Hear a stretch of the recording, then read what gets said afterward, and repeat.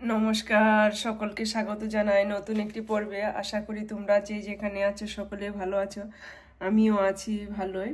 এই যে এখন থেকে শুরু করলাম ভিডিওটি, কি করছি তোমরা সবাই পাশে থাকো, সম্পূর্ণটা দেখতে পারবে।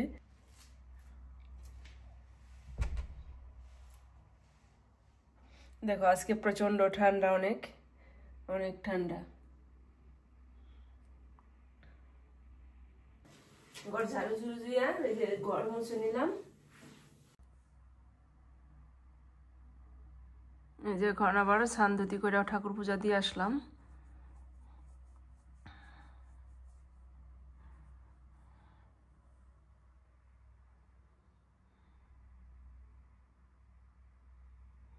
কৃষ্ণ হরে কৃষ্ণ কৃষ্ণ কৃষ্ণ হরে হরে, হরে রাম রাম রাম হরে হরে, হরে কৃষ্ণ এখন ঠাকুর পূজা দিয়ে আসলাম।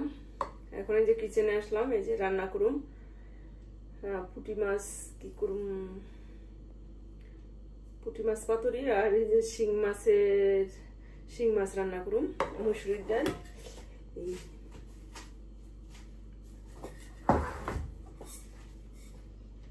সবকিছু একে একে বসাই দিই। অনেক দেরি হয়ে গেছে আজকে, কালকের অনেক কিছু টুকিটাকি তরকারি আছে। আজকে অনেক শীত লাগতেছে, অনেক ঠান্ডা লাগতেছে। তেল দিয়ে দিলাম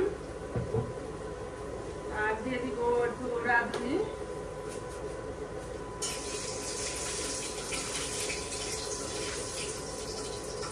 আর দিয়ে দিলাম এই যে পেঁয়াজ কুচি আর কাঁচামরিচ, পেঁয়াজ আর কাঁচামরিচ একসাথে দিয়ে দিলাম।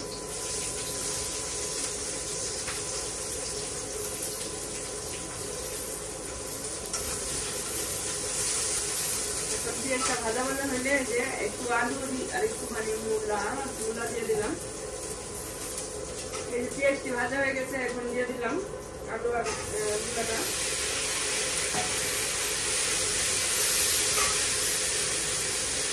লবণ দিয়ে দিলাম। এটা ভাজা ভাজা হইলে দিয়ে দিব হলুদ, এখানে দিয়ে দিলাম পরিমাণ মতো হলুদ গুঁড়া, ধনিয়ার গুঁড়া, একটুখানি ঝালের জন্য দিয়ে দিব লাল মরিচের গুঁড়া। এই যে ঝোলটা ফুটে উঠছে, এখন এই যে মাছটা দিয়ে দিই।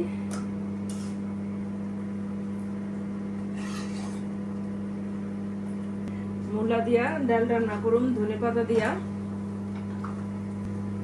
দিয়ে দিলাম মূলা ডালের মধ্যে।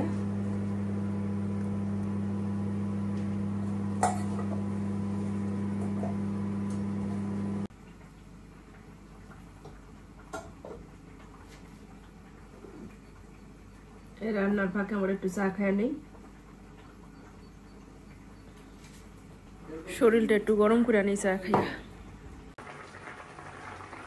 এই যে দিয়ে দিলাম, এই 2-3টা আবার দিয়ে দিছি পালং শাকের পাতা। এখন হয়ে গেছে তরকারিটা। এই যে এখন ধনে পাতা দিয়া নামায় নিলাম।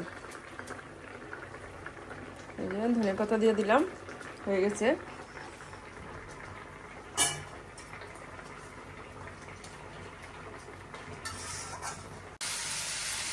এই যে এখন আবার পুঁটি মাছটি ভেজে নিতেছি।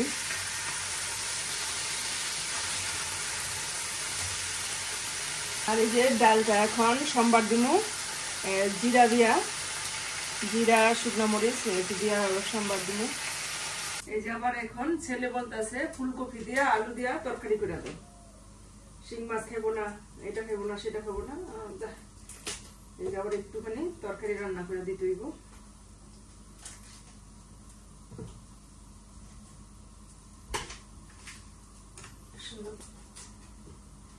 প্রতিদিন ডাল ছাড়া চলে না, আর ছেলেরা এই মাছ খাবো না, সেই মাছ খাবো না। এই যে ফুলকপি দিয়ে একটা তরকারি করে দিই, যা খাইব না, আর তো কিছু খাইবই না। পুঁটি মাছ ভাজলাম, পুঁটি মাছও খাইব না। এই যে এখন আবার এই যে কপিটি একটু হাফ বয়েল করে নিলাম, এখন একটু ভেজে নিব। ভেজে নিয়ে তারপরে এই যে এখানে আছে জিরা তেজপাতা আর এলাচি দারচিনি যদি রান্না করুন সোমবারে দিব এটা। আর সাথে একটু এই যে একটু আলু দিয়ে দিব, তেল দিয়ে দিছি। এখন এই যে জিরা ফোড়ন আর তেজপাতা দিয়ে দিলাম, আর এই গরম জলটা দিয়ে দিব ঝোলের মধ্যে।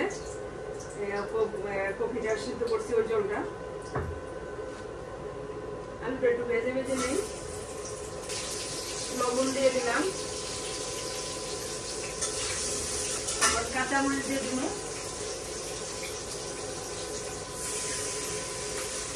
এই যে একটু জল দিয়ে দিলাম আগে, আর নিলে একটু ধোঁয়ায় পড়ে যায়। এই যে এখন হলুদ দিয়ে দিলাম, আগে দিয়ে দিচ্ছি জলটা মশলাটা কষানোর জন্য। এই যে ধনিয়ার গুঁড়া দিয়ে দিলাম কাঁচামরিচ, আর শুধু জিরার গুঁড়াটাও লাস্টে দিয়ে নামাই দিব। এখন এই মশলাটা কষানো হইলে কপিটা দিয়ে দিব।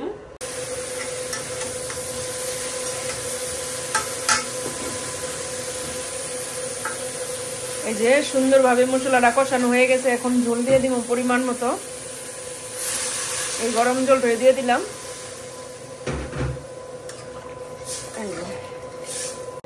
এই যে এতটুকু পরিমাণ ঝোল দিয়ে দিলাম। এখন এই যে ঢেকে দিব, এই যে ঢাকনা দিয়ে একটু ঢেকে দিলাম, তাড়াতাড়ি সিদ্ধ হয়ে যাব। এখন রান্না বান্না শেষ, এখন ধোয়া পাকলি করে তাড়াতাড়ি গুছায় ফেলাই, ঝাড়ু দিয়া নেই নিচটা।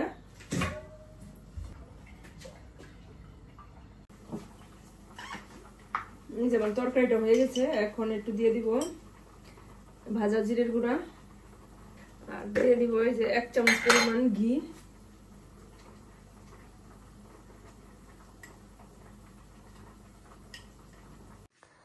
এই যে এখন খাওয়া দাওয়া করব। এই যে ভাত বেড়ে নিচ্ছি,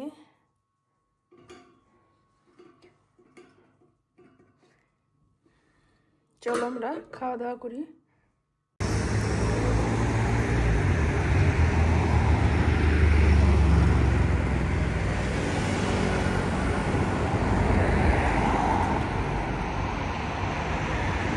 এখন একটু আবার নিচে আসলাম, বাহিরে আসলাম, বিকেলবেলা একটু ঘুরে যাই, এই কারণে একটু আসলাম। দেখলাম অনেক ঠান্ডা, তাড়াতাড়ি আবার বাসায় গেলাম।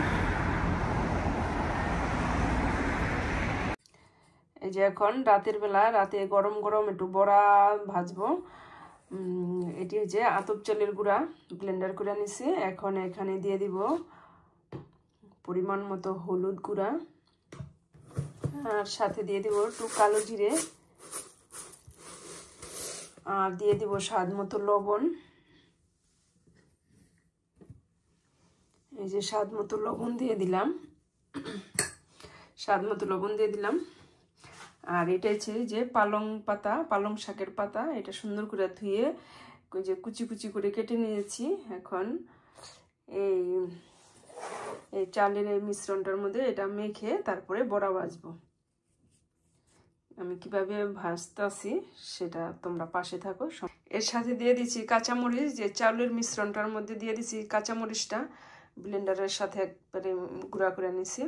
আর আমি কিভাবে ভাজবো তোমরা সাথে থাকো। চালের গুঁড়াটা ভাজলে যেমন এটা কিরকম সুন্দর মুচমুচে হয়, খাইতেও টেস্ট হয় অনেক। আর অন্য বেসন দিয়া অথবা ময়দা দিয়া ভাজলে এটা তেনা তেনা লাগে, খাইতে তেমন মজা হয় না। এই যে দেখো, এই যেভাবে মেখে নিলাম। এই যে আমি এখন এই যে বড়াটি ভেজে নিতেছি। গরম গরম গরম ভাত দিয়া ভালোই লাগে বড়া দিয়া। তোমরা এইভাবে চালের গুঁড়া দিয়া বানায় খেয়ে দেখবা, খুব টেস্ট সুন্দর, অনেক মুচমুচে হয়।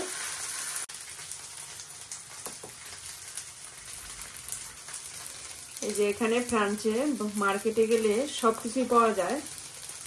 পালং শাক তো 12 মাসে পাওয়া যায়, আর চালের গুঁড়োও পাওয়া যায়, আর আতপ চালটাও পাওয়া যায়। চালের গুঁড়াটা ওটা সিদ্ধ চালের গুঁড়া থাকে, ওটা তেমন ভালো হয় না, ওটা তো পিঠা খাওয়া যায়। আর ব্লেন্ডার থাকলে ব্লেন্ডারে ব্লেন্ড করে নিলে আতপ চালের গুঁড়াটা ওটা তো অনেক কিছু খাওয়া যায়, পিঠা জানি, যেমন এই যে বড়া বানাইছি, এটা ভালো লাগে, অনেক মুচমুচে হয়, এই কারণে আতপ চালের চালটা দিয়ে বানাইতেছি। এই যে দেখো বন্ধুরা কত সুন্দর হয়েছে, এই যে মুচমুচে, অনেক সুন্দর হয়েছে মুচমুচে। খাইয়া দেখলাম, বড়া ঠোড়া বাজলে গরম গরম দিয়ে একটা না খাইলে ভালো লাগে না। আমি ভাজার সময় দিয়ে একটা খেয়ে নিই, গরম গরম ভালোই লাগে, কুরকুরে। আমার বড়া হয়ে গেছে, গরম গরম ভাত খাওয়া দাওয়া করি যা রাতে। এখন বাজে 8টা। আজকের মতন এখানেই রাখছি, আবার দেখা হবে একটি নতুন পর্বে। যদি আমার ভিডিওটি ভালো লাগে তাহলে লাইক কমেন্ট শেয়ার করে সাবস্ক্রাইব করে পাশে থাকবা। ধন্যবাদ সবাইকে। আবার আসবো একটি নতুন পর্ব নিয়ে। ততক্ষণে তোমরা ভালো থাকবা, সুস্থ থাকবা। Good night.